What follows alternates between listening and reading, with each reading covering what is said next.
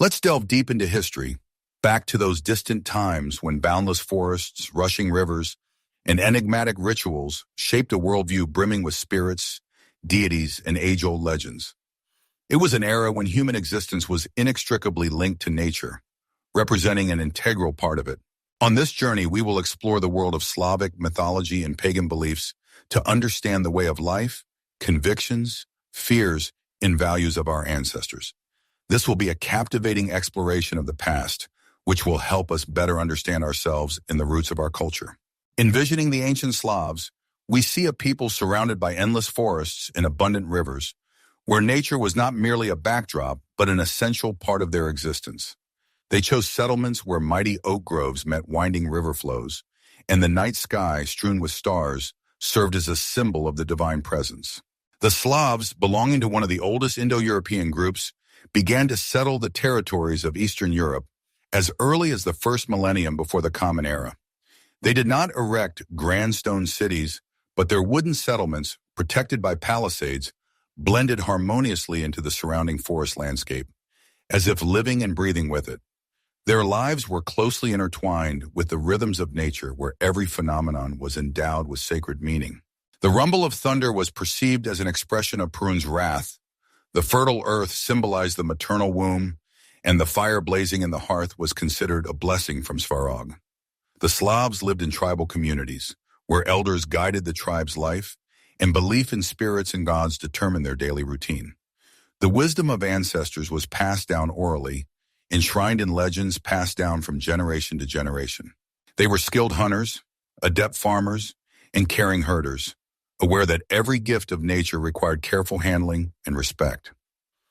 Their pantheon of gods was populated by vibrant and powerful characters. Perun, the Lord of Lightning; Veles, the patron of livestock and magic; Dazbog, who bestows light and warmth; and Yarilo, who awakens the spring passion of nature. Sadly, many details of their worldview are irretrievably lost to us. However, echoes of ancient beliefs have been preserved in old manuscripts, archaeological finds, and of course, in folk traditions. Ancient chronicles, created already in the Christian era, contain mentions of pagan rituals and the gods worshipped by our ancestors. In particular, the Tale of Bygone Years tells how Prince Vladimir ordered the installation of idols of Perun and other gods on the banks of the Dnieper River. But it is not only written sources that allow us to touch this world. Archaeological excavations uncover idols, ritual knives, symbolic ornaments with images of the sun, birds, snakes, everything that was an embodiment of faith in the great forces of nature. And perhaps the most living heritage of the ancient Slavs is folklore. Tales of the forest spirit leading travelers astray in the forest depths, of the house spirit guarding the hearth, of the insidious rusalkas luring people into their nets, and of how one must not whistle in the house so as not to bring trouble. All this is not just children's horror stories, but preserved fragments of ancient mythology adapted to modern realities. For the Slav, the surrounding world was not soulless and dead. It was alive, filled with spirits and divine beings, influencing every aspect of life. Any place, be it a cozy home, a fertile field, a picturesque river, or a dense forest, possessed its own spirit master, with whom it was necessary to maintain harmonious relations.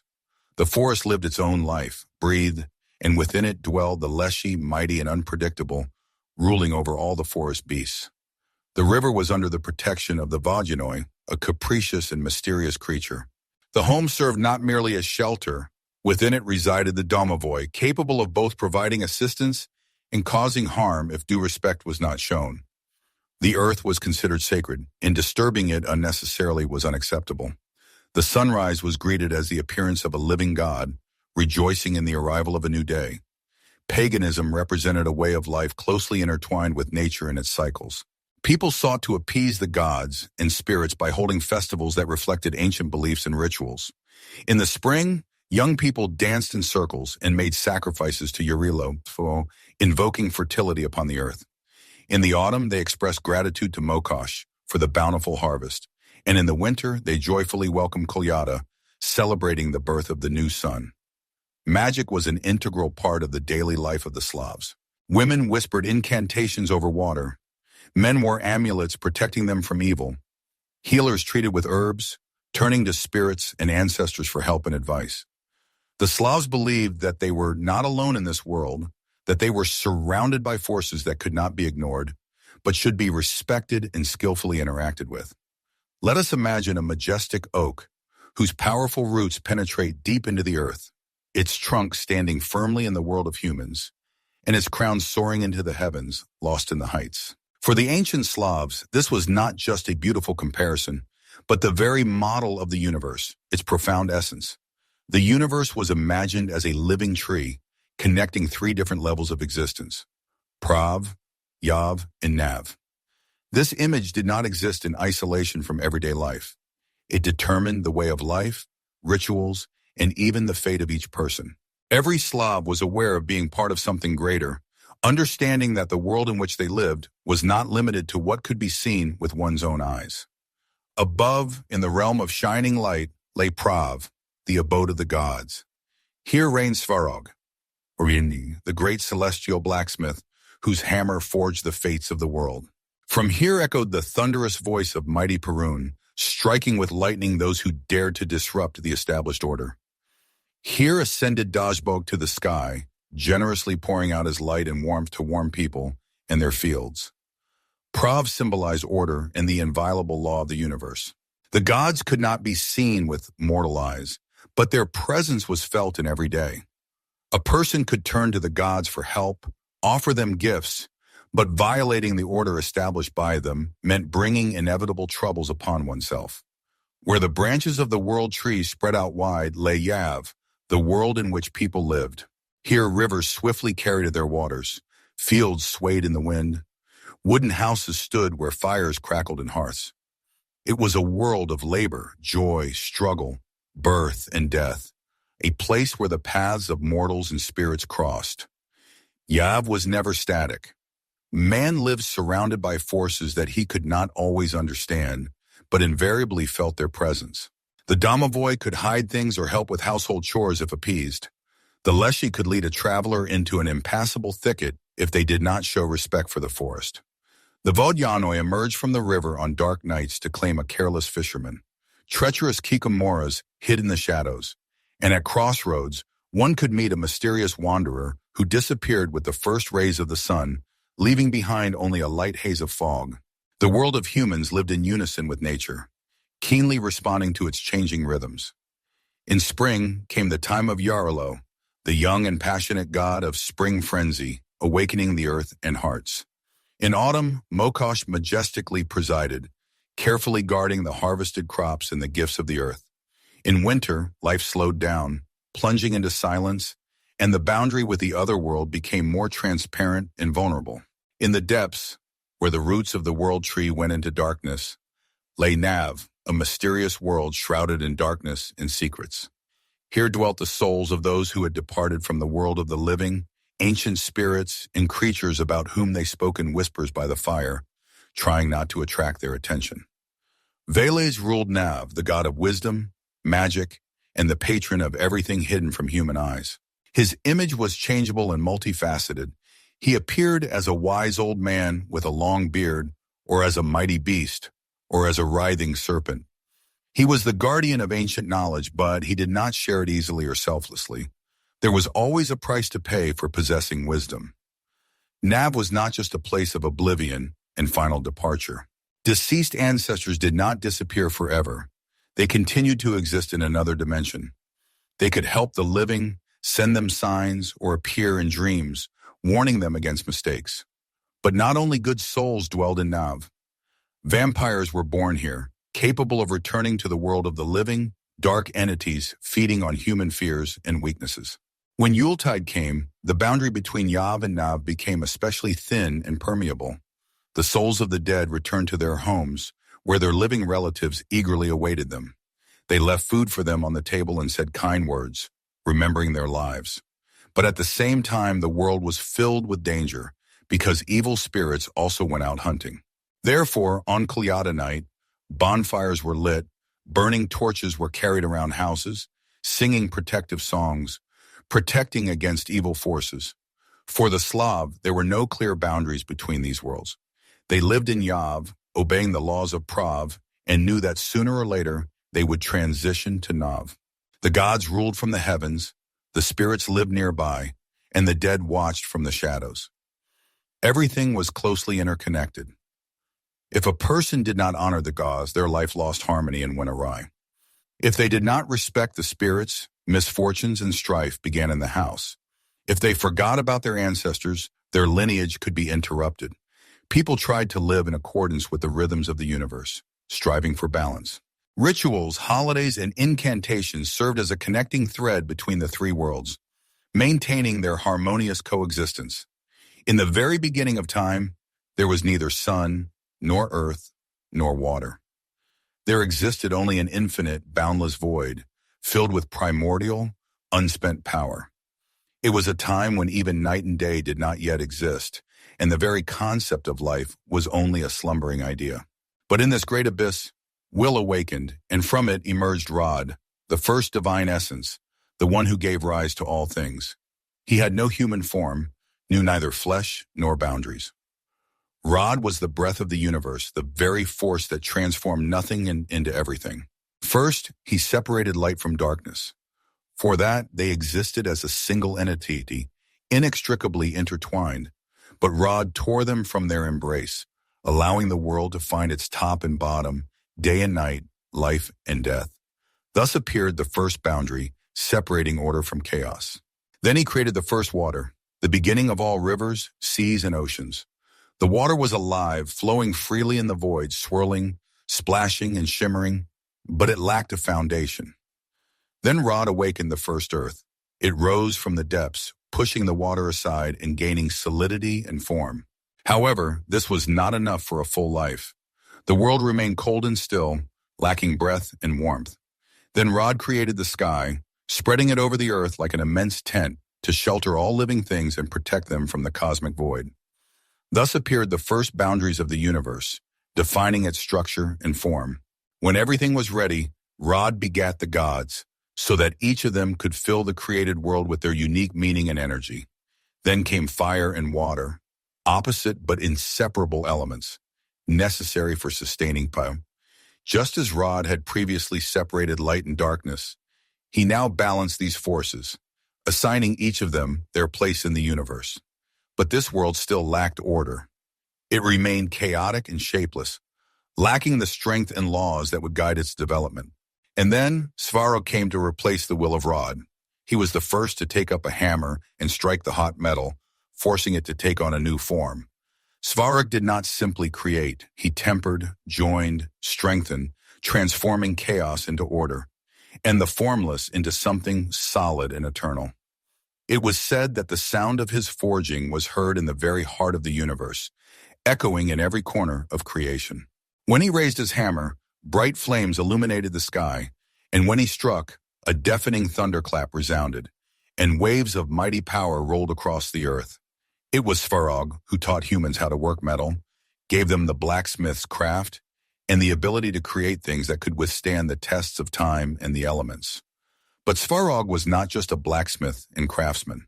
He became the one who established the first laws and rules, so that the world would not remain in eternal chaos and disorder. His creation is not only weapons, strong walls, and useful tools, but also the very order of things based on justice and harmony. He forged the sacred rules that both gods and humans had to observe, ensuring stability and balance in the universe. Svarog's power flowed in every flame blazing in the forge, in every blade forged by the hands of a master, in every house built on a solid foundation. Anyone who labored, who transformed raw material into something meaningful and useful, who created with their hands and minds, was under the patronage of Svarog, receiving inspiration and support from him. But his power manifested not only in forging. Heavenly fire, pure, radiant, bearing life and energy, was also one of his embodiments. The sun warming the earth, the light of torches protecting from the darkness, the sparks dancing in the hearth, all these were traces of Svarog's presence, reminding us of his might and grace. The Slavs believed that Svarog had made a pact with the heavens, forcing the sun to move along a set path, ensuring the changing of the seasons and regulating the cycles of life. He forged the celestial wheel itself, which spun, alternating day and night, controlling time and destiny. And therefore he was revered not only by blacksmiths, but also by warriors, farmers, and rulers. He was the patron of those who work, build, and create, who live not in ruin and chaos, but in harmony with the world, ordering it with their will and reason. When black clouds gathered in the sky, when the air was filled with tension and ominous premonition, and the first drops of rain fell on the earth, people froze in trepidation. And then it happens. The sky is torn apart by a blinding flash of lightning, and then a deafening thunderclap roars, as if the earth itself trembles from its power. This is Perun, the formidable god of lightning and thunder, racing across the heavens in his chariot, striking down enemies and reminding the world that justice and strength are stronger than darkness. Perun was the patron of warriors and rulers, the defender of truth and order. His power raged in battle, rushing with the fury of a hurricane, and his judgment was swift and just. He punished traitors and oath-breakers, blessed those who lived with honor and conscience, and inspired warriors ready to defend their land and their people. He was not feared, he was trusted, seen as an unwavering support and a just defender. No enemy could withstand the might of Perun, his wrath, and his justice. His weapon was a huge battle axe, skillfully forged by Svarog himself. When Perun threw it, lightning struck the target with a deafening roar, and the weapon instantly returned to his hand, ready for the next deadly strike. Before the start of battle, warriors turned to him with a prayer for strength and protection. They asked that their hands would not tremble in battle, that the enemy would fall first, that their weapons would hit their mark accurately, and if they were destined to fall, then to do so with dignity, under his patronage and protection. The sacred trees of Perun were considered mighty oaks, majestic and unwavering. Under their spreading crowns, important ceremonies were performed, sacrifices were made, and oaths were given, binding alliances and promises. Warriors, setting out on a military campaign, swore allegiance and bravery to Perun. If a person gave their word while under his protection, they could no longer retreat from it. Otherwise, Perun's wrath would overtake them, and lightning would burn everything they had built. When enmity dragged on, when the world was teetering on the brink of war, the strongest and wisest gathered under Perun's sacred oak to decide who was right and who was wrong. The decision made before Perun could not be disputed. It was considered final and just. If it was given before the face of God, then so be it, and no one could change it. Perun demanded not empty words, but concrete deeds, confirming loyalty and devotion. His favor could not be bought. It could only be earned through bravery, honesty, and justice. Sacrifices were made to him in moments when special power and protection were needed, before an important battle, during a severe thunderstorm, as a sign of repentance for a broken oath. The most valuable were considered to be blood sacrifices. In ancient times, when paganism still reigned in Russia, bulls could be sacrificed to Perun, strong and powerful animals that symbolized the power of warriors.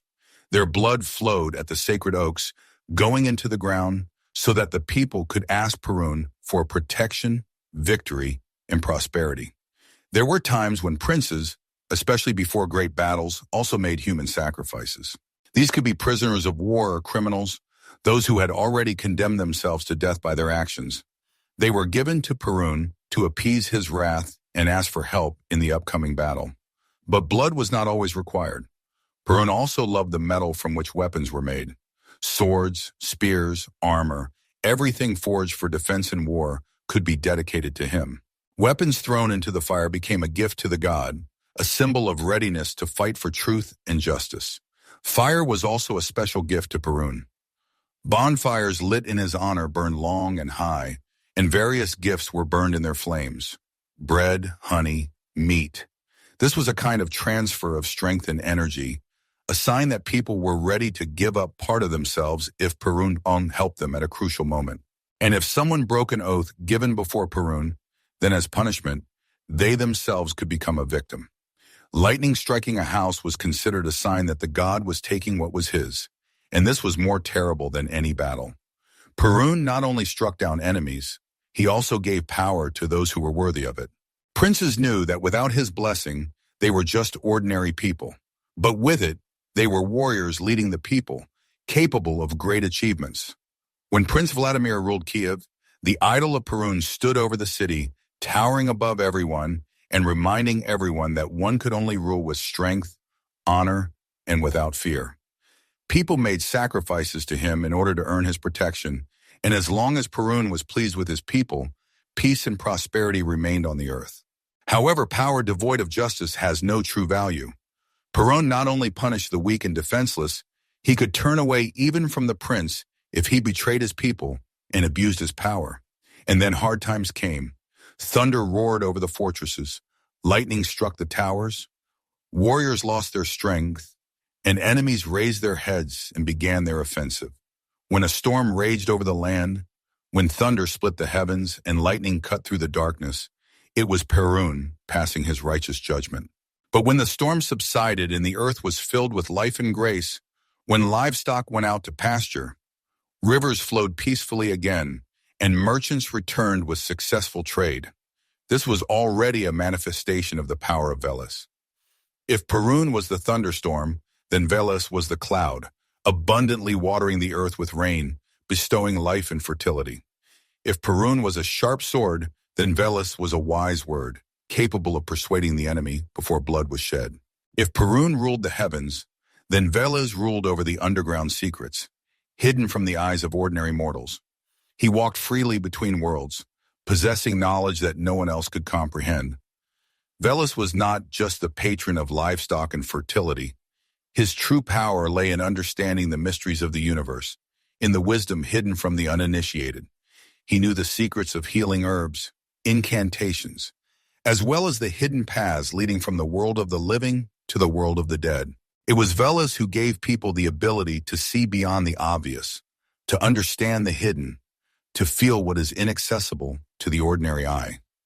He was revered by magi, healers, storytellers, those who knew the power of words and the deep meanings hidden behind them. He opened up new roads for people, but he did not promise them easy paths. Those who sought to know his wisdom had to seek answers not in brute force, but in reason and intuition. Wherever herds grazed, Veles was always present. Livestock was not just a source of food and clothing for the Slavs. It was a symbol of prosperity, well-being, and the ability to feed a family, providing them with a decent life. It was Veles who protected herds from diseases, predators, and evil spirits, safeguarding the well-being of the community. To receive his protection and favor, sacrifices were made to him: milk, honey, wool. Merchants and traders also revered his name, seeking to secure his support.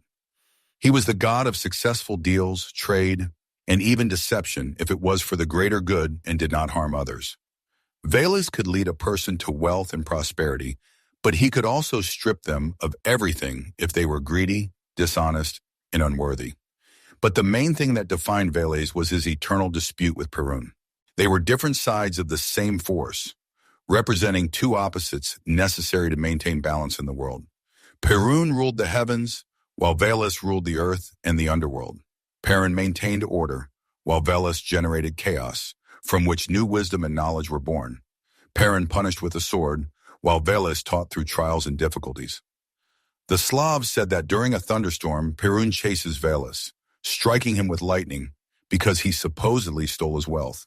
But Veles was not afraid of Perun. He cleverly hid in the roots of trees, in the depths of rivers, among wild animals, and always returned, demonstrating his invulnerability and cunning. It was an eternal struggle of opposites, but not a battle of enemies. It was a complex dance of two forces, without which the world could not exist in harmony. The one who sought the path of strength and power followed Perun, striving for order and justice. And the one who sought the path of knowledge and wisdom followed Veles, delving into the mysteries of the universe and striving to understand hidden meanings. But if a person wanted to comprehend the fullness of life, they needed to learn to hear both gods, listening to both the voice of strength and the voice of wisdom. When the first rays of the sun touched the earth, melting the morning mist and filling the world with light and warmth, people knew that Dajbog was awakening, bestowing life and grace. He was not just the sun or light, but the very life force that flowed in the earth, trees and fields, awakening them to growth and fruiting. Everything that grew, ripened, and bore fruit was a generous gift from Dajbog. He was called the benefactor and giver of life, the one who sends rain to the fields, fills barns with generous harvests, and instills strength in the hands of the plowman. He shone equally for all, making no distinction between the righteous and the sinful, between the poor and the rich. But his blessing was received only by those who knew how to work, who respected the earth and treated it carefully, who did not take more than they gave in return. Every day, Dashbog ascended his heavenly chariot and raced across the sky, illuminating the world with his life-giving light. But his path was not eternal and ended with the onset of night. At night he descended into Nav, into the dark depths of the underworld, where he entered into battle with the forces of darkness in order to bring light and warmth back into the world of the living in the morning. And everyday people thanked him for the new dawn, for the opportunity to live and work under his gracious light. Dashbog was not only the giver of life and fertility, but also the patron of princes, endowing them with wisdom and justice. His light symbolized fate, strength, and law, which are the basis of governing the state. A prince who received the blessing of Dashbog ruled justly and wisely. His land flourished, and his reign was long and successful. His sign was the solar circle, a symbol of victory over darkness and a symbol of the eternal movement of life, continuous renewal and development. It was said that the descendants of princes are the children of Dashbog, born under his light and carrying his divine spark within them. Those who lived under the patronage of Dashbog knew no want, for the sun gave them everything necessary for a happy and prosperous life. But the sun is not always gentle and merciful. When people forgot who bestowed warmth and light upon them, when they began to be greedy, when they took more from the earth than they could return, Dashbog could become ruthless and harsh. He could burn the fields, dry up the rivers, send drought, reminding them that strength and generosity require respect, careful treatment, and responsible use. If Dashbog was a calm and majestic light, bestowing warmth and life, then Yarilo was the spring sun, hot, passionate, and unstoppable. He came when the earth was still asleep under a blanket of snow, when winter bound the rivers with ice, and awakened it with his arrival, melting the ice, filling the air with riotousness, causing growth and flowering. Yarilo is a young god, a god of spring, love, and revelry, the embodiment of life energy and passion. His arrival was celebrated noisily and merrily, meeting him with round dances, and fire. He brought not only fertility to the fields, but also passion to the hearts of people, awakening love and desire in them. In spring, not only the earth blossomed, but also the souls of people, filled with joy and hope. Yarilo was a restless, wild, and unrestrained god, symbolizing the untamable force of nature. No one could stop the spring torrent, just as no one could restrain Yarilo in his striving for life and love. His energy flowed in the sap of trees, in the blood of people, in the hot breath of the earth, which awakened after a long winter hibernation. Yarilo was especially revered in spring, when they began to sow the fields, hoping for a rich harvest. Festivals were held in his honor with songs, jumping over bonfires, and running through the morning dew, seeking to receive his blessing and protection. His symbols were a wreath of wildflowers, a white horse, and a burning torch, representing beauty, purity, and the unquenchable energy of life. One of the most vivid and revered holidays was Yarlin Day, celebrated at the end of spring, during the period when the sun was gaining full strength. On this day, a colorful procession was held in honor of Yarilo. Joyful round dances were performed, girls wove wreaths of wildflowers, and young men rode horses, personifying the frantic energy of spring and fertility. The holiday was accompanied by noisy festivities, loud laughter, and joyful singing. People saw off spring, thanking it for warmth and life in order to meet the hot summer, full of sunshine and warmth, with hope. Many signs and beliefs were associated with Yarilo. If the weather was clear and sunny on his day, the year promised to be fruitful and rich. If it suddenly rained, it was considered a special blessing, promising fertility to the land and an abundant harvest. Girls who ran barefoot through the dew at dawn on Yarlin Day believed that it would bring them beauty, health, and happiness and love. But despite all the light and joy, a dark side was also associated with Yarilo, reflecting the duality of nature. He came into the world young and full of strength, but did not stay for long. Summer brought maturity and flourishing, autumn brought withering and fading, and in winter he disappeared, only to be reborn again in spring, full of new life energy. When dark clouds gathered over the fields, preparing to pour out long-awaited rain, when the thread obediently lay in the hands of an experienced weaver, and quiet lullabies sounded in the house, Mokosh was invisibly present there.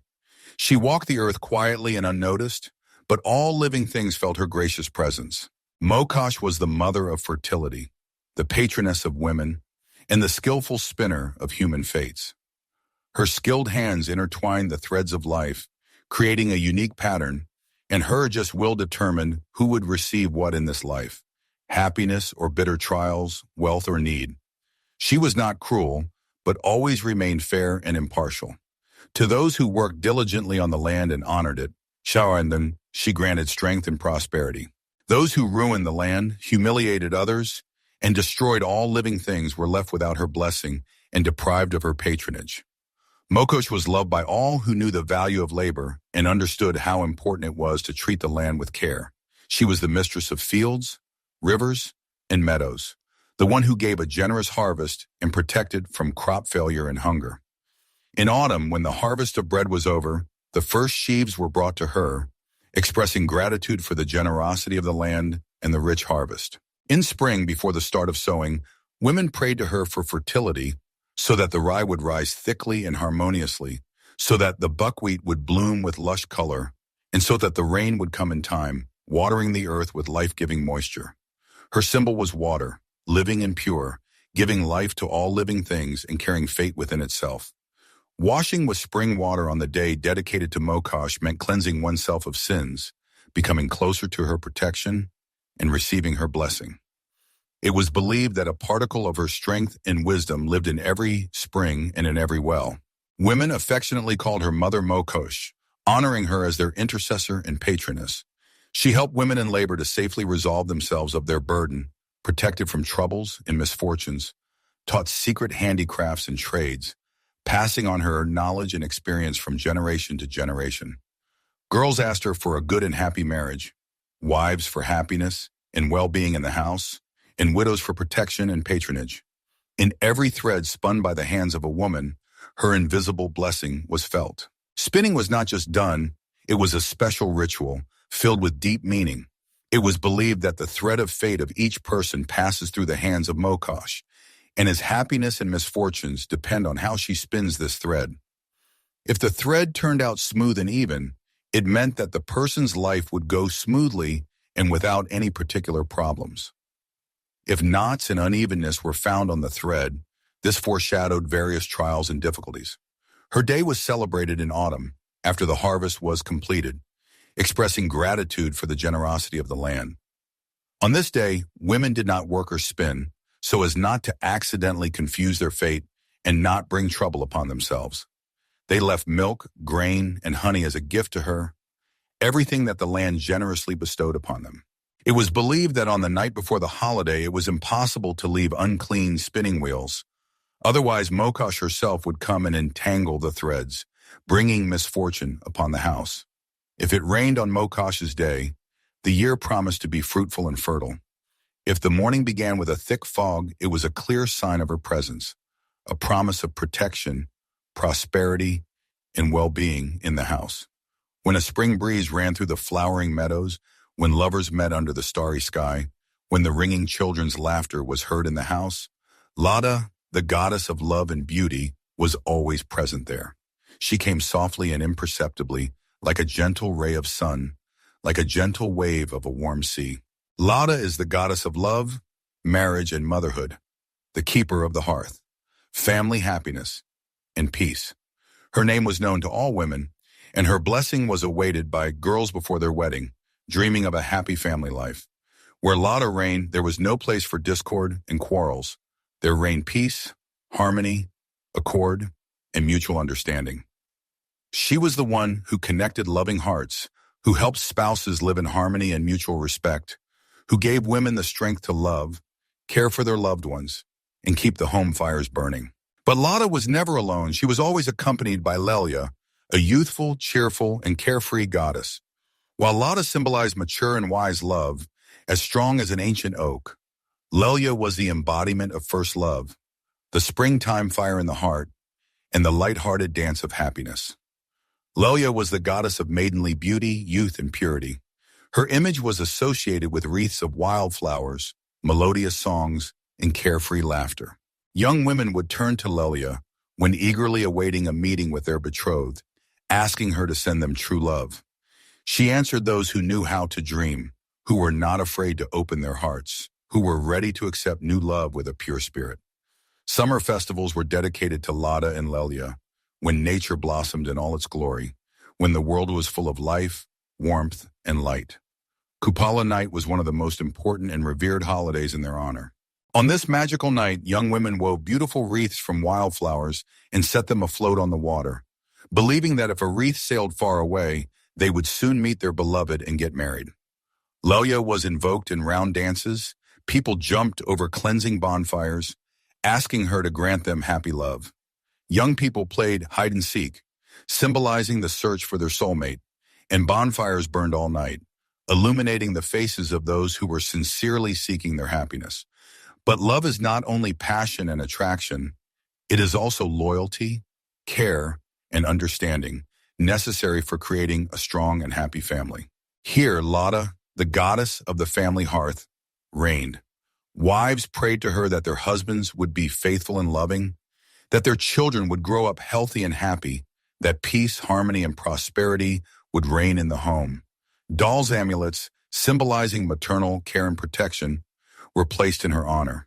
It was believed that if quarrels and discords often resounded in a family, it meant that Lada had turned away from that home, and she needed to be returned by appeasing her.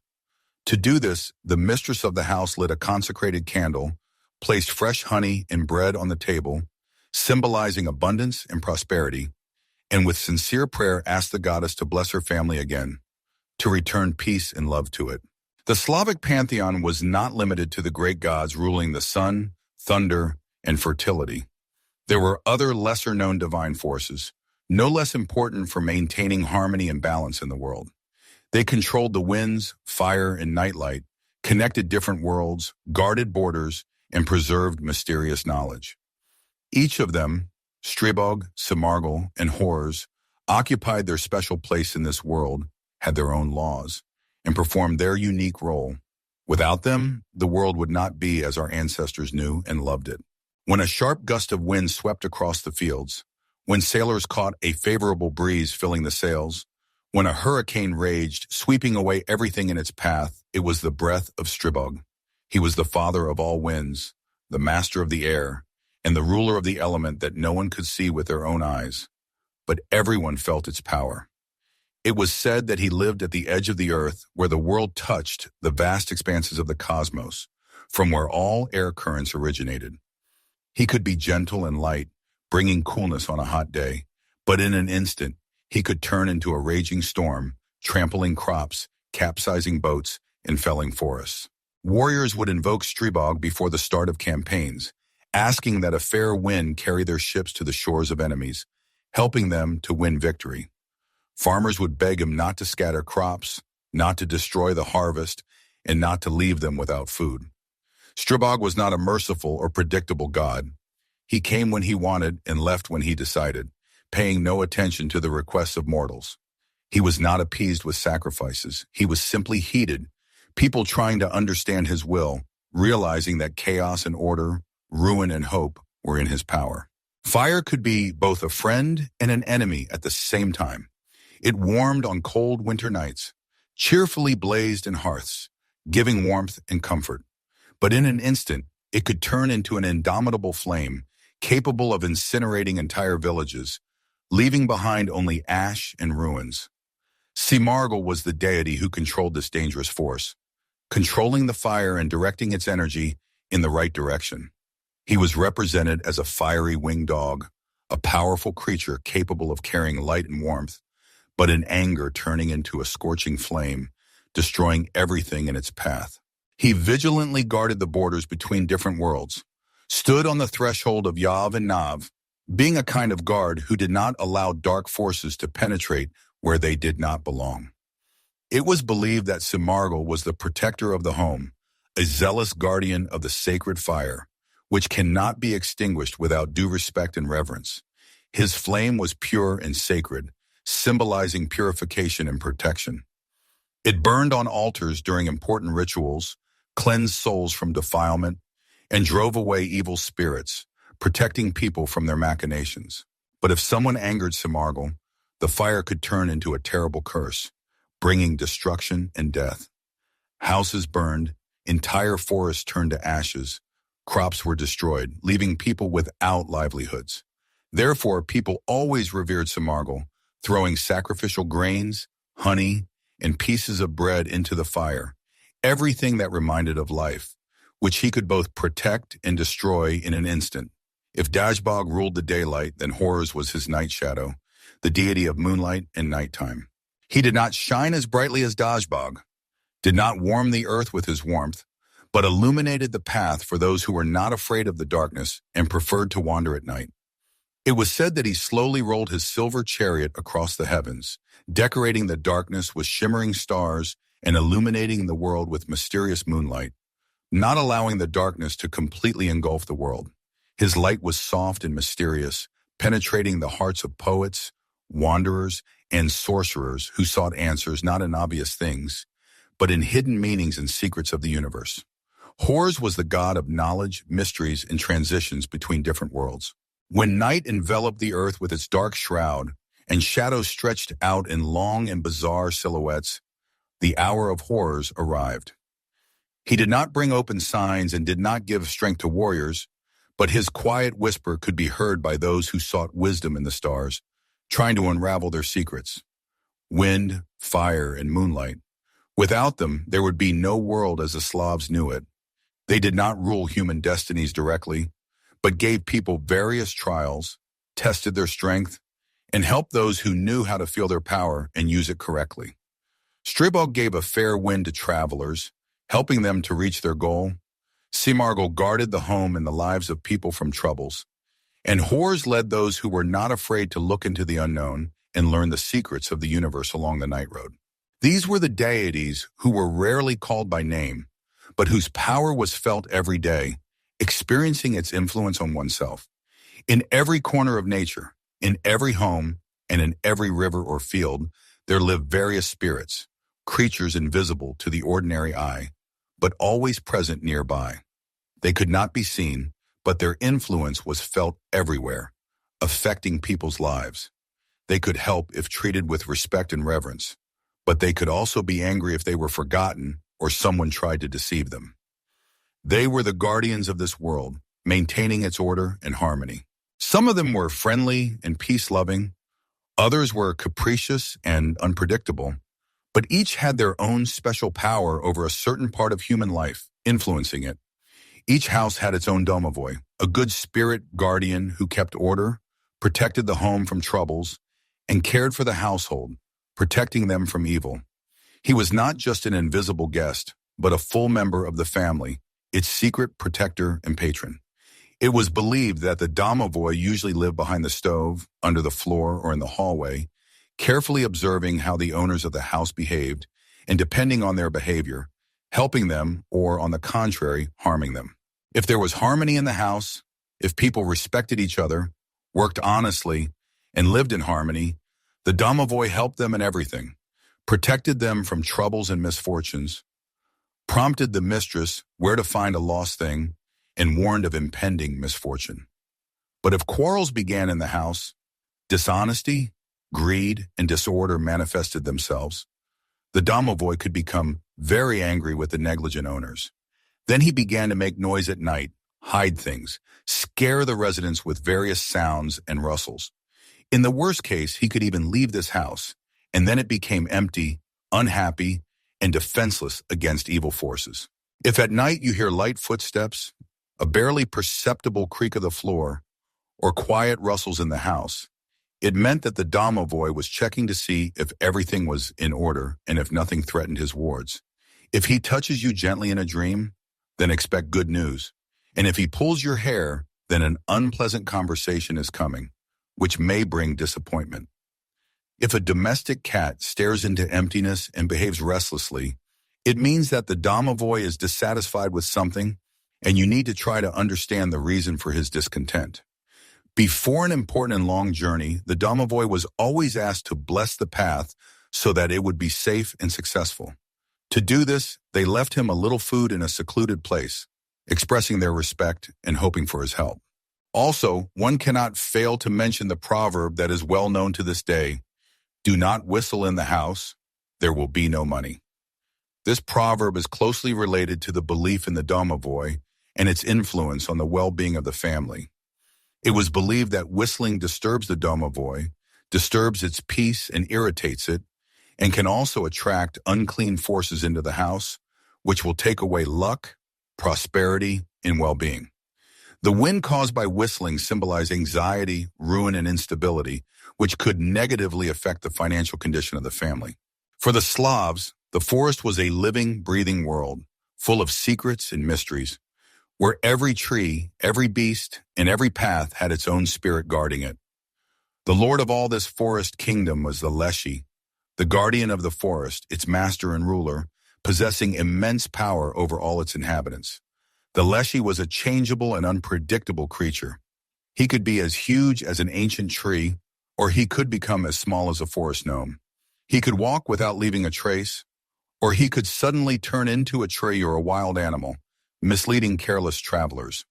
His main task was to observe the forest, protect its inhabitants, and ensure that people did not take more from the forest than they were supposed to, showing greed and disrespect for nature.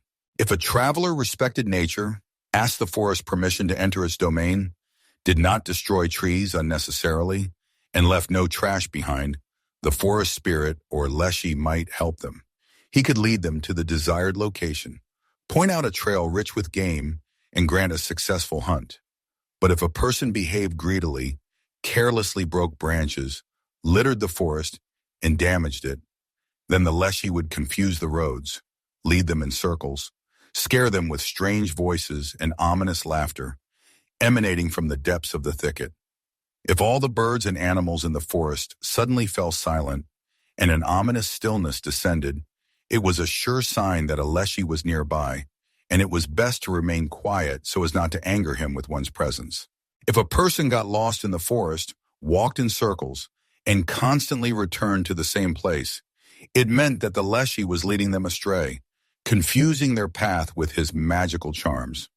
To escape the enchanted circle, experienced people advised turning their clothes inside out or turning their hayus around in order to confuse the Leshy's spells and bewilder him.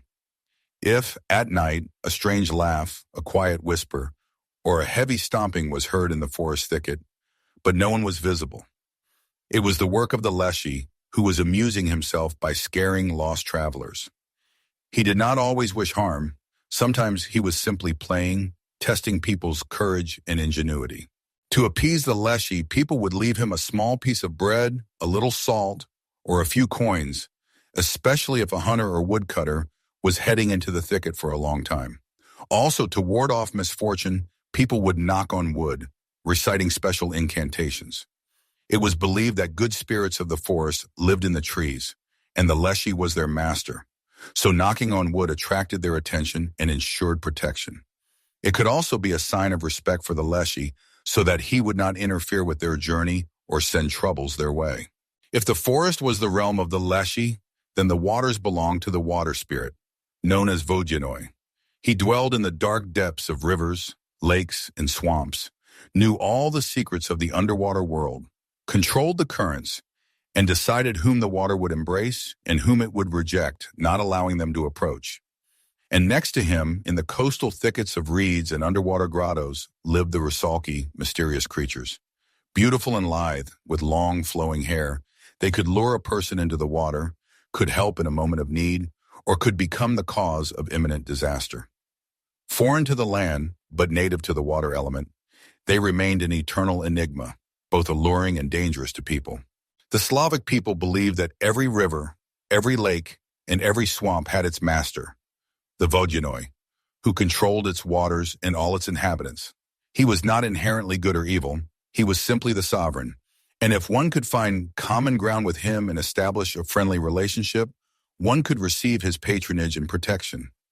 He was usually depicted as an old man with a long beard tangled with algae, green skin, and with gills or fish eyes that betrayed his true essence. He could appear before people in the guise of an old fisherman, quietly sitting in the reeds with a fishing rod in his hands, but this was only a deceptive guise.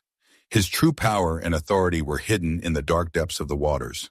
Fishermen knew very well that if you wanted to get a good catch and return home with a rich bounty, you had to give the Vodyanoi a coin, a piece of bread, or some tobacco, thereby expressing your respect and hoping for his favor.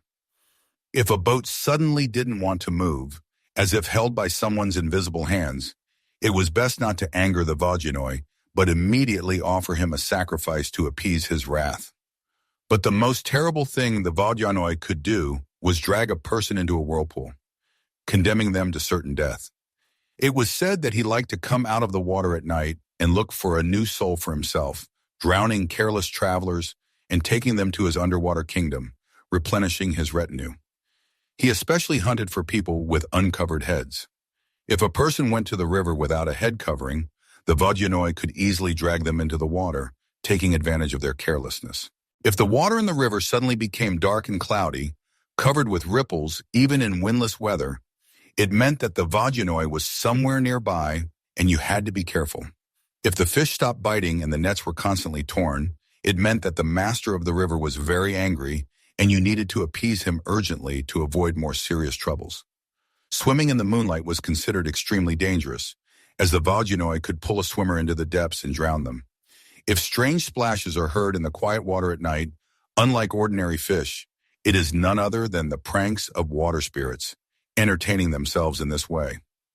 Unlike the Vodyanoi, Rusalki were not ancient lords of the water with immense power. They were young maidens who could not find peace after death, either brides who did not reach the altar, or young girls who drowned due to unfortunate circumstances or the evil will of fate. They lived in rivers, lakes, and ponds, and most of all they loved quiet backwaters, dense thickets of reeds, and dark pools where no one could disturb them. Their bewitching voices sounded in the night. They sang sad songs, laughed merrily, and called to lost travelers. But if someone yielded to their call and went to it, they disappeared without a trace, forever remaining in the underwater kingdom. Rusalki knew how to cast spells and enchant people, luring them into the water, where they lost their will and became their prisoners. They liked to play with young men, but very rarely let them back to shore, preferring to keep them as entertainment. At the same time, Rusalki could be kind and merciful. If a girl died innocently, but remained a Rusalka, she could protect her family from troubles and misfortunes, invisibly watching over those she loved during her life, helping them in difficult moments. It was said that sometimes they come out on the shore at night, sit on the stones and comb their long hair with silver combs, sigh and quietly cry, remembering their past life and what they had lost. Rivers and the lakes among the Slavic people breathed, lived their own lives, and had their own unique character. And if a person knew how to get along with the spirits of the water, showed them respect and reverence, they could find protection, good fortune, and peace on the water. But if they forgot that they were only a guest in their world and began to behave inappropriately, they could be dragged into the depths, condemning them to eternal suffering. And even in our days, standing on the bank of a river on a foggy morning, you can catch the quiet whisper of the waves coming from afar. Maybe it's just a light breeze rustling the coastal grasses, or maybe the Vodyanoi is calling to himself, beckoning into his underwater domain, or the Rusalki are laughing, remembering those who once came to the water, but never returned. If strange sounds were heard in the house at night, if things disappeared and unexpectedly appeared in the most unusual places, if a chicken suddenly laid a black egg, then the people said that a kikimora had settled in the house, an unwelcome guest and a dark shadow among the household spirits. The kikimora could be the spirit of a restless soul, a wanderer between worlds, could appear as punishment for sins committed, and sometimes simply came to a house where there was chaos, poverty, and constant quarrels. She hid in dark corners, ran across the floor at night, making quiet rustling noises, and whispered something incomprehensible in the ear of sleeping people, instilling anxiety and worry in them. If muffled voices or the creak of steps were heard in the house, as if someone invisible was walking through the rooms, it was a sure sign of the presence of the Kikimora. She did not destroy the house in the literal sense, but instilled anxiety, drained vitality, and took away the peace of all the household members. The Kikimora especially disliked lazy housewives and would spoil yarn, tangle threads, and ruin their painstaking work. But if treated correctly, she could be expelled from the house. To do this, you needed to thoroughly clean the house, hang bunches of St. John's wort in the corners, read special incantations, and knock on the threshold 3 times saying, "Where the night goes, so do you." If the Kikimora did not leave after that, it meant that something was holding her in this house, and the owner should think about what secret they were hiding from themselves that did not allow the spirit to leave their home. The bathhouse, or banya for the Slavic people, was a special place, filled with mystical power. It was both sacred and dangerous. In it, both body and soul were cleansed, getting rid of diseases and negative energy. But it was in it that a person became most vulnerable to otherworldly forces, taking off their clothes and remaining alone with themselves. And over all this mysterious space ruled the Bannock, the spirit master of the bathhouse. He was not a gentle and kind spirit. The Bannock could frighten, burn, and drive out of the bathhouse anyone who behaved disrespectfully and did not follow certain rules. If you steam for too long or make noise in the bathhouse, he could throw hot stones from the stove, pour boiling water, or make the walls creak with malicious laughter, warning of his displeasure. It was said that if the Bannock touched a person with a cold and slimy hand, it was a sure sign of trouble, foreshadowing serious misfortunes.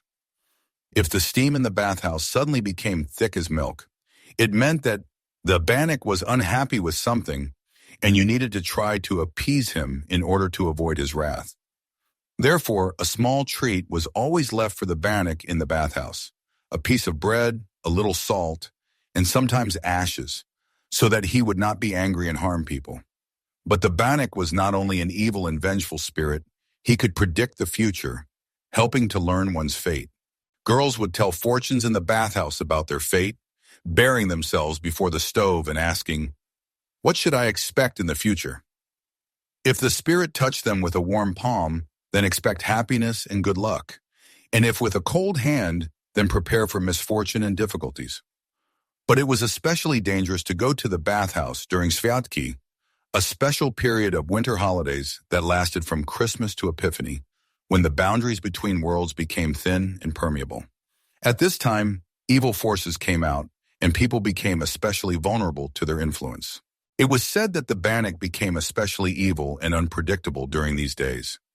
If someone dared to steam in the bathhouse at night, they could see in the thick steam not just shadows, but their very fate, learn their future, or even see their death.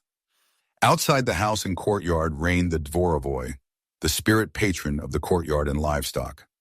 He was less known than the Domovoy, but played an equally important role in ensuring the well-being of the family. He watched over the livestock, the horses, and the order in the courtyard, and if he was on good terms, the livestock was healthy and fertile, the harvest was rich, and the entire household was strong and prosperous. The yard spirit was envisioned as a strong, stocky spirit, vaguely resembling a human, but always shrouded in shadow, concealing its true form. It disliked showing itself to people, preferring to remain unseen. However, if content with the owners, one might hear it quietly pacing the yard at night, checking the sturdiness of the gates and gently stroking the horses, caring for them. But if the owner treated the livestock cruelly and neglectfully, failed to clean the yard, and didn't maintain order on the farm, the yard spirit could become very angry and seek revenge.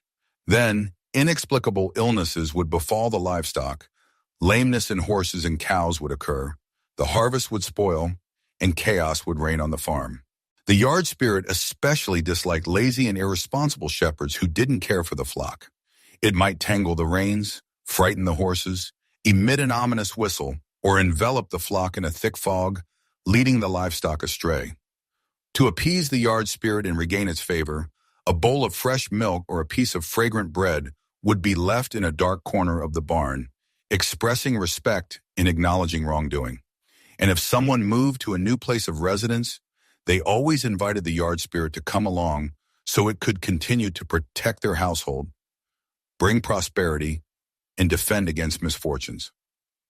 At night, when the wind loudly rattled the shutters, when eerie cries of wild animals echoed in the distant forests, when shadows danced strangely on the walls, creating frightening images, people knew it wasn't just chance but a manifestation of dark forces. In the darkest corners of the world dwelled forces that could not be named, forces that fed on human fear and weakness. They didn't just exist in ancient myths and legends. They were feared, and their invisible presence was felt. For one only had to stumble, break ancient prohibitions, lose vigilance and caution, and they would immediately find a way to the person, penetrating their life. The Slavs believed that demons were offspring of darkness, evil spirits that tempted people, pushed them to commit bad deeds, and whispered evil thoughts.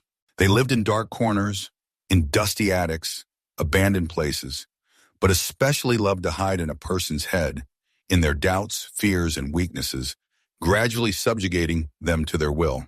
It was said that demons possessed people, driving them to drunkenness, theft, and other vile acts.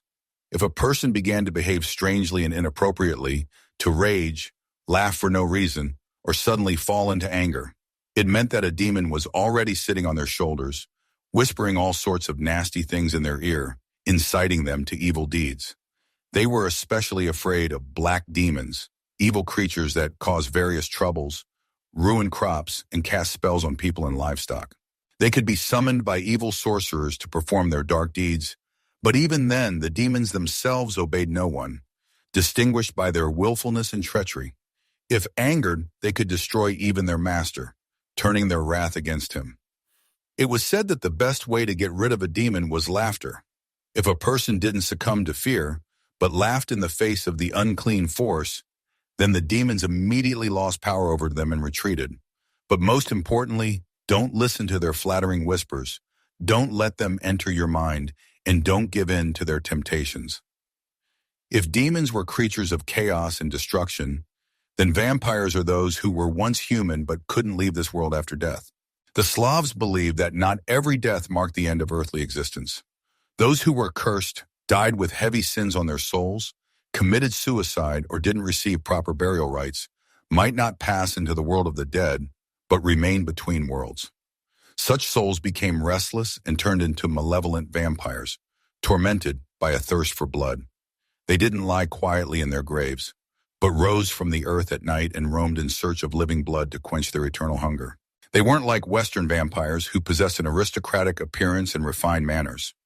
In Slavic lore, a vampire could look like an ordinary person during the day, indistinguishable from other people, but at night it transformed into a horrific creature with burning eyes, pale skin, and long, sharp claws.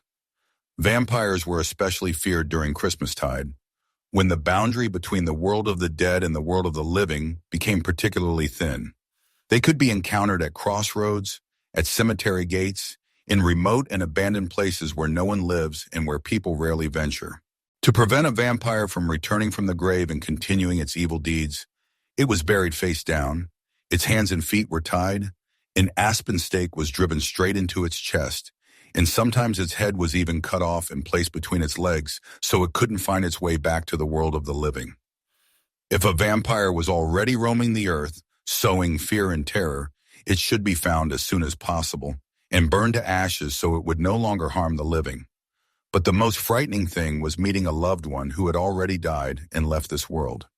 If the deceased suddenly came to the house, knocked on the window, and called by name, under no circumstances should one answer. Otherwise, it might drag the living person with it into the world of the dead. If demons were characterized by chaos and unpredictability, and vampires inspired terror by their very appearance, then devils were cunning and insidious tempters. They didn't attack openly, didn't frighten with their appearance, but acted more subtly, offering people advantageous deals. A devil might appear before a person in the guise of an ordinary stranger, indistinguishable from the crowd, but with one strange and alarming difference. It had hooves instead of feet, its shadow fell in the opposite direction, or its eyes unnaturally gleamed with a diabolical fire. It was said that devils offered people profitable deals, money, fame, power, fulfillment of cherished desires, but always in exchange for something much greater and more valuable, such as a soul. They could grant a person luck, wealth, and success, but sooner or later they came for payment, demanding the debt be repaid. Whoever once got involved in a game with the devil could no longer get rid of him, fell into eternal dependence, and paid too high a price for their desires. But devils were not only dangerous and cunning, but also sometimes funny and ridiculous. In Russian folk tales, they often ended up being deceived by the people themselves, found themselves in silly situations, and couldn't cope with the cunning and ingenuity of simple peasants. Therefore, they were not only feared, but also ridiculed, because laughter made them weaker and deprived them of their power. The Slavs knew well that if you fear something, you become vulnerable and defenseless against evil. That's why they didn't fight evil directly, with brute force, but circumvented it with intelligence and cunning, using various protective measures. Against demons, they used amulets, talismans, and incantations, believing in their protective power. It was believed that if a person was strong in spirit, pure in thoughts, and lived according to their conscience, demons wouldn't approach them and wouldn't be able to harm them. Against vampires, it was necessary to use aspen, fire, and sincere prayers that drove away evil. They were feared, but it was known that sooner or later they could be stopped, but if you acted correctly and didn't succumb to panic. Devils and other demons could be outwitted by showing wit and resourcefulness. If a person didn't follow their lead, didn't succumb to their temptations, and kept their soul pure, they lost power over them and became powerless. But most importantly, never let fear into your heart, as fear is the main weapon of dark forces. After all, demons and darkness are strong only where a person doesn't believe in themselves, where they are weak in spirit and prone to negative emotions. And even today, on a dark night, when a dry branch creaks in the forest and the wind carries strange and frightening sounds, something inside tells you it's better not to look back, not to give in to fear, and not to attract evil forces to yourself. The Slavs lived not according to a soulless calendar, but in accordance with the rhythms of nature itself, listening attentively to its voice and carefully observing its changes. They notice how the sun rises higher or falls lower, how day replaces night, how harsh winter gives way to beautiful spring, how hot summer is replaced by generous autumn. They didn't just wait for changes.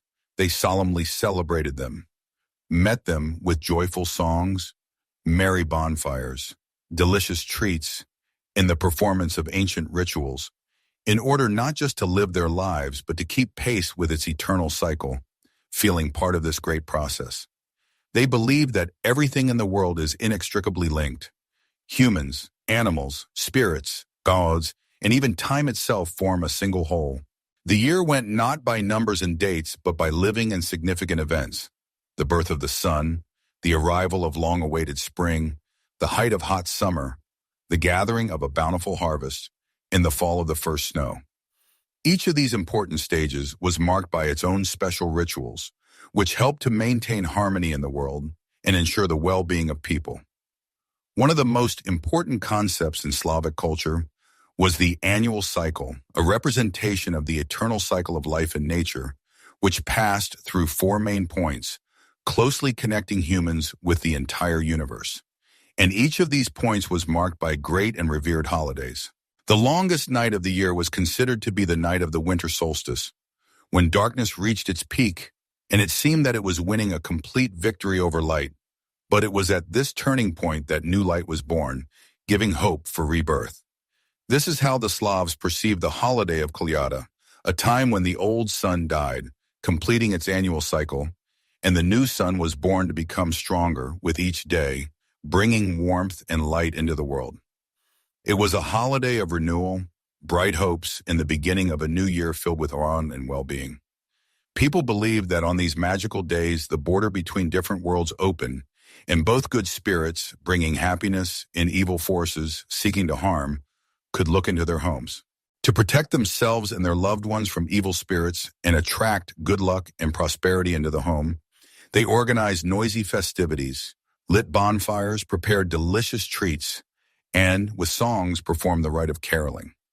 Caroling was one of the most ancient and revered rituals that has survived to this day.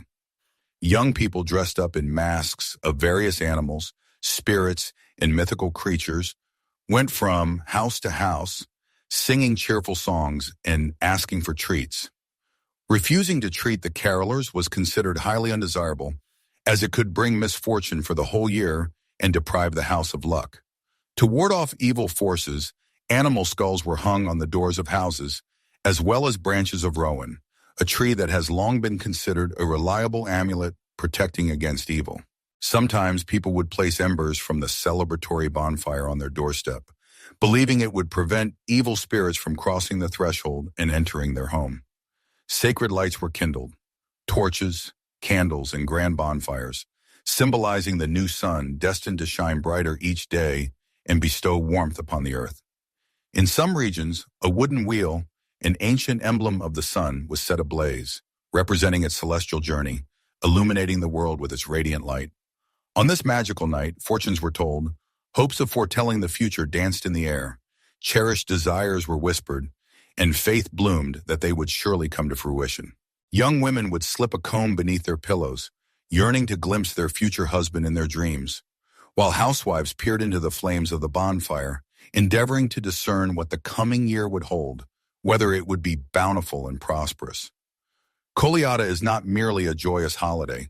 It is a singular moment when the entire world undergoes renewal, when even the darkest forces are powerless to restrain the sun, poised to return and vanquish the darkness.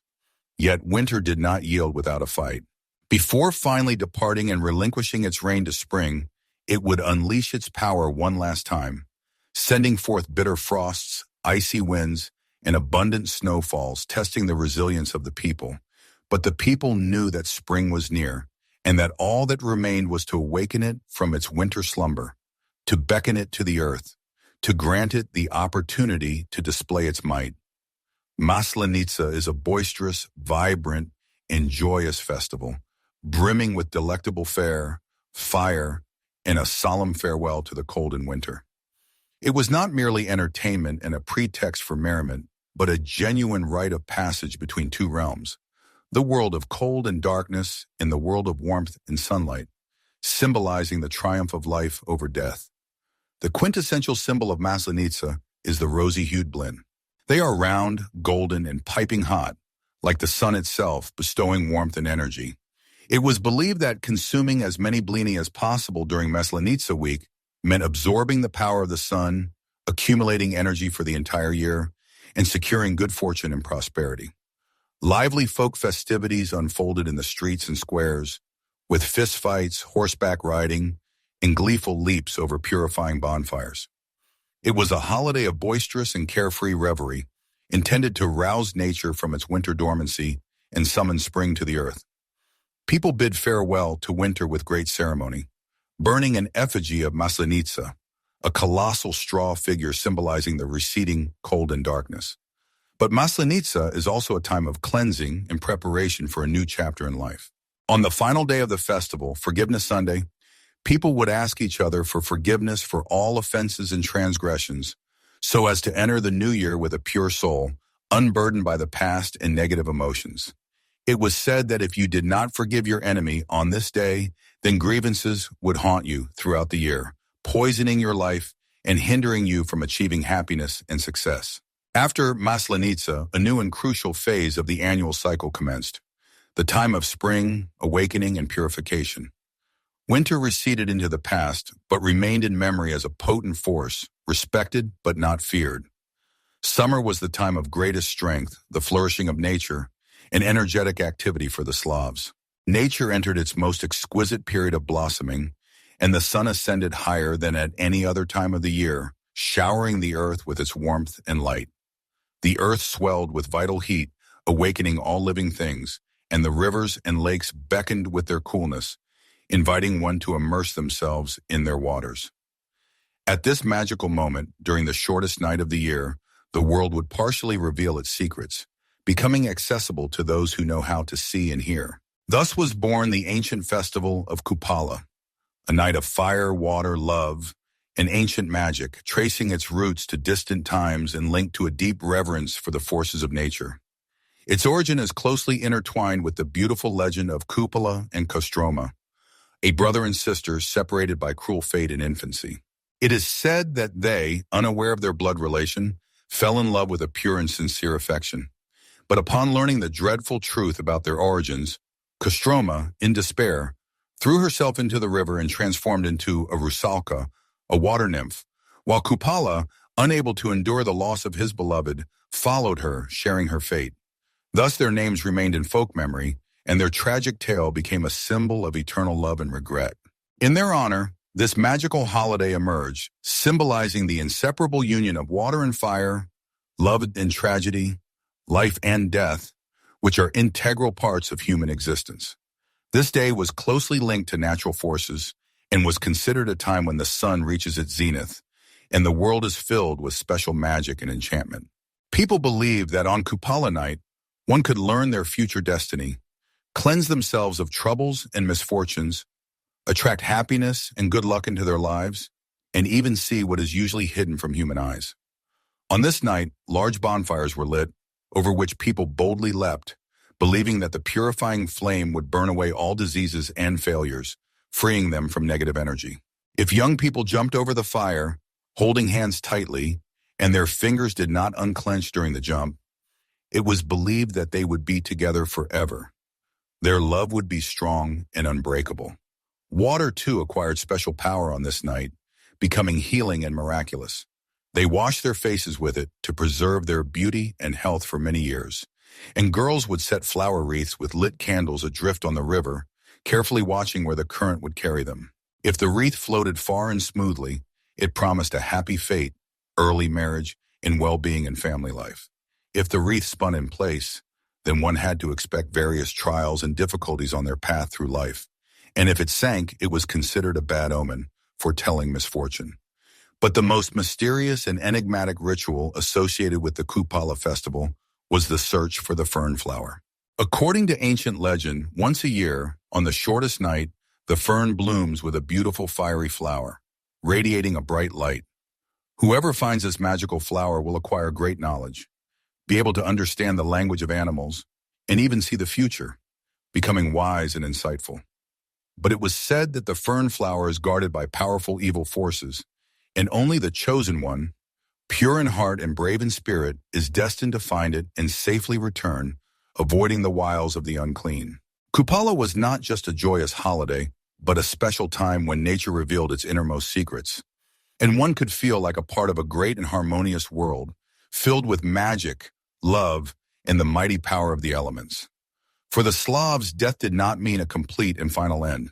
A person could leave the world of Yav, the world of the living, but they forever remained a part of their family, their kin, and the entire world, continuing to influence the lives of their descendants. Therefore, there existed a special day, Grandfather's Day, a holiday when the living remembered, thanked, and honored those who had departed to the world beyond. This day was a special time for maintaining connection with ancestors, strengthening familial ties, and revering traditions. People believed that the souls of deceased relatives could come to their homes, observe how their descendants lived, bless them for good deeds, or warn them of impending misfortune, helping them avoid danger. On this day, a memorial feast was held, to which all relatives and close friends were invited. Kutia, blini, and kissel were prepared. A separate plate was set for departed ancestors, and pieces of food were left on the window, at the doorstep, and in the garden so that they could come and share the meal with the living. But it was not only a day of memory and mourning, but above all, a day of spiritual connection between generations. People believed that on this day, one could hear the voice of ancestors, address them with questions about their fate, and ask for their protection and patronage for the entire clan. In order not to offend departed relatives, one could not make loud noises, quarrel, curse, or use foul language on this day, as the ancestors could be offended by such disrespectful behavior and turn away from their descendants. Speaking ill of deceased people was also considered dangerous, as it could attract trouble and misfortune into the house. The leftovers left for the ancestors were never thrown away. They were left out all night, and in the morning they were taken outside and given to the earth, believing that it would accept them with gratitude. Fire in the form of a candle bonfire, or splinter of wood, was the main symbol of this day, reminding of the connection between the worlds. It illuminated the path for those souls who came from Nav, the world of the dead, to look at their descendants, to find out how they lived and what they did. In some places, a thin layer of ash or flour was scattered at the doorstep of the house, and in the morning they carefully looked to see if any traces had appeared on it. If there were traces, it meant that one of the departed relatives had indeed come to the house to visit their loved ones. For the Slavs, ancestors were not merely deceased relatives, but true protectors, keepers of the family hearth, and an integral part of the family. They were not feared, they were revered, respected, and always remembered, passing the memory of them from generation to generation. For if you forget your ancestors, you can lose connection with your lineage, lose protection and support, and also lose your place in this world, losing your roots. Fate for the Slav was not a blind chance, not subject to any control. It was a special thread connecting a person with the past, present, and future, which could be seen, felt, and, in some cases, even changed for the better. Divination of various kinds was an integral part of the daily life of the Slavs. With its help, they tried to find answers to pressing questions, see the signs of fate, and receive warnings about impending danger. They carefully looked at the bizarre shadows in the fire, trying to unravel their hidden meaning, looked for special signs in the flight of birds, and listened to how the echo responded in the forest, believing that nature always gives hints to those who know how to see and hear them. Incantations were whispered to the wind, water, and bread in order to attract good luck and well-being into their lives, to protect themselves from troubles and misfortunes, to heal from illnesses, and to find spiritual harmony. The Slavs knew well that fate is not just something predetermined from above and immutable, but something that can be heard and understood if you know how to listen to the voice of nature and your intuition. The pagan faith of the Slavs was in a constant state of flux, evolving and absorbing new images, ideas, and concepts introduced by various cultures. It didn't exist as a rigid set of laws or written dogmas, as modern religions do, but lived and was passed down orally in the form of folk tales, vibrant rituals, and everyday traditions.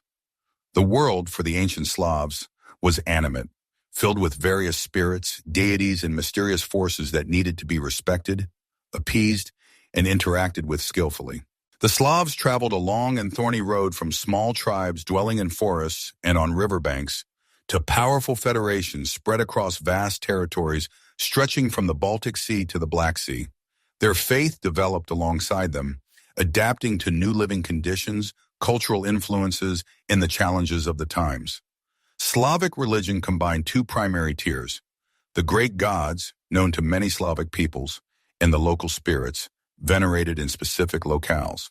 Gods of the main pantheon, such as the thunderer Perun, the patron of livestock Velas, or the solar Dajbog, were found among different Slavic peoples, but they were given different roles and degrees of veneration in different regions.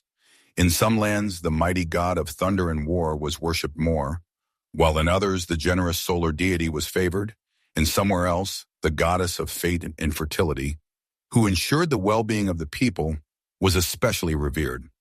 Alongside the great gods existed numerous spirits of forests, rivers, and homes, protecting nature and people's dwellings. Each locality could have its own special patrons, known only to the residents of a particular village or hamlet. They were not part of the main pantheon of great gods, but remained an important part of people's daily lives, having a direct influence on it. Thus, Slavic paganism combined both a common belief uniting all Slavic peoples and a multitude of local customs and traditions, making it extremely flexible, vibrant, and adapted to specific conditions. The Slavs did not live in isolation from other peoples. They constantly interacted with neighboring tribes and states, adopting various cultural elements from them, including religious beliefs. Among the first to influence Slavic culture and religion were the nomadic Scythian tribes who lived in the steppes of the Black Sea region. They revered gods of war, the sun, and the afterlife, and these images may well have been reflected in the Slavic pantheon, enriching it with new colors. It is possible that it was from the nomadic Scythian tribes that the Slavs adopted the majestic image of the thunderer Perun, who became the patron of warriors and the defender of justice. Germanic tribes who also influenced Slavic culture may have influenced the formation of religious beliefs. Some modern researchers draw parallels between the Slavic Perun and the Scandinavian Thor, as well as between the Slavic Veles and the Scandinavian Odin, who were gods of wisdom and magic. These similarities do not mean a direct borrowing of one image by another, but clearly show the influence of common Indo-European roots and cultural contacts between different peoples. The Greeks, with whom the Slavs lived in close proximity in the southern territories, may also have influenced the understanding of solar deities, enriching Slavic mythology with new images. The cult of Dazbog, the god of light and fertility, has features similar to the ancient Greek Helios, who commanded the sun. However, the Slavs did not simply blindly adopt foreign beliefs, but creatively rework them, fitting them into their own worldview and closely linking them to natural forces and ancient traditions. The adoption of Christianity became one of the most significant and pivotal milestones in the history of Rus's, radically changing its future development, but it did not destroy paganism overnight. The Slavic faith, which had developed over many centuries and permeated all spheres of the nation's life, was too deeply woven into its consciousness and culture to be eradicated in a short period of time. Ancient rites, folk beliefs, and colorful holidays, sanctified by centuries of tradition, could not simply be taken and canceled. So for a long time, paganism and Christianity coexisted side by side, gradually intertwining and creating a unique phenomenon known as dual faith. The path to the baptism of Rusas was long and difficult, determined mainly by political and economic reasons. Before the baptism, Rusas remained a pagan state where many different gods were worshipped, each of whom was responsible for a certain area of life. However, by the end of the 10th century, Rus was already actively interacting with the Christian world, represented by Byzantium, Poland, and Bulgaria, adopting their cultural experience. These countries had a clearly structured religious system, uniting all peoples under one faith, and Rusas, remaining pagan, looked in the eyes of Christian states like a barbaric and backward power, devoid of a spiritual foundation. Prince Vladimir, who wisely ruled in Kiev, understood perfectly well that in order to strengthen his power and expand his influence, he needed to unite the disparate Slavic lands and create a single state. Paganism, with its diversity of gods and traditions, was too heterogeneous, making it impossible to unite peoples, since in each region, different gods could be worshipped and different customs could be observed. A single faith for all Slavic tribes would help unite the people under one ideology, create a powerful state, and strengthen princely power. But the choice of a new religion was not only an internal matter, but was largely determined by foreign policy factors. Vladimir pursued an active foreign policy, concluding alliances with different countries and expanding the borders of his state, and for this he needed reliable allies. According to ancient chronicles, he considered several options for religious reform: the adoption of Islam, Judaism, Western Christianity, and Byzantine Orthodoxy. Islam was rejected because of the ban on the consumption of wine, which, according to Prince Vladimir, was completely unacceptable for the Rus, who loved merry feasts. Judaism did not attract the prince because it did not have a strong political center and could not offer a profitable alliance. Western Christianity seemed too alien to Vladimir and did not correspond to the Slavic mentality. And Byzantium, the richest and most powerful power of that time, offered not only a new religion, but also a profitable political alliance that could significantly strengthen Rusas. In the end, Vladimir chose orthodoxy, and this important choice was supported by a dynastic marriage. He took the Byzantine princess Anna as his wife, which significantly raised the status of Rusas in Europe, strengthened its political and economic ties with Byzantium, and opened the door for active cultural interaction. After that, the baptism of Rusas began, marking a new era in the history of the country.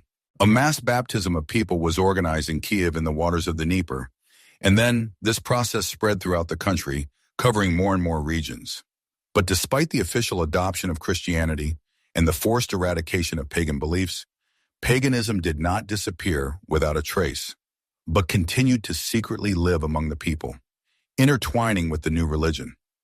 Christianity could not instantly supplant paganism, which for centuries had been an integral part of the life of the Slavs, determining their worldview, traditions, and culture. People could not simply abandon the gods who had been worshipped by their ancestors for many generations. So a unique phenomenon of dual faith arose in Russes, which is a combination of Christian and pagan rites, traditions, and beliefs, intertwined in a complex and bizarre pattern. The first decades after the forced baptism of Russes were accompanied by harsh and cruel measures directed against the old pagan faith. Pagan temples were destroyed, idols were desecrated and destroyed, and priests, sorcerers, and all supporters of paganism were subjected to persecution, humiliation, and cruel torture. Many sacred groves and sanctuaries were burned to the ground, and Christian churches were erected in their place, symbolizing the victory of the new faith over the old. However, despite the fierce resistance of the pagans and strict measures, Christianity gradually spread throughout the Russian lands, penetrating into the minds of people. In remote villages and hamlets, far from large cities and religious centers, pagan traditions were preserved especially long, passed down from generation to generation and influencing people's lives. People did not abandon their ancient rites, passed down by word of mouth, but simply adapted them to the new faith, combining Christian prayers with pagan incantations. The Russian Orthodox Church, realizing the impossibility of completely eradicating ancient traditions and folk beliefs, took the path of adapting pagan rites to Christian holidays, trying to give them new religious meaning. Many pagan celebrations received a new Christian interpretation, linking them to biblical stories and the veneration of saints. In addition, even after the official baptism of Russes, people continued to turn for help not only to saints, but also to various fortune tellers, healers, and sorcerers who possessed secret knowledge and were able to heal diseases and protect from evil.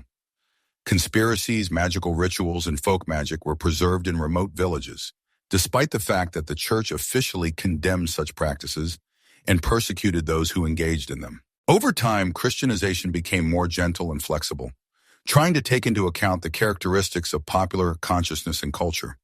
Instead of forcibly eradicating ancient beliefs, priests began to preach among the common people, gradually replacing ancient pagan ideas with new Christian images and ideals.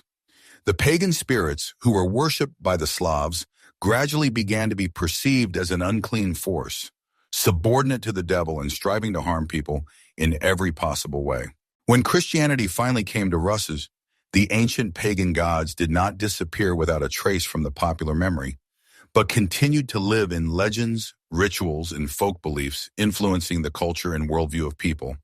But gradually their images began to change, acquiring new features and functions.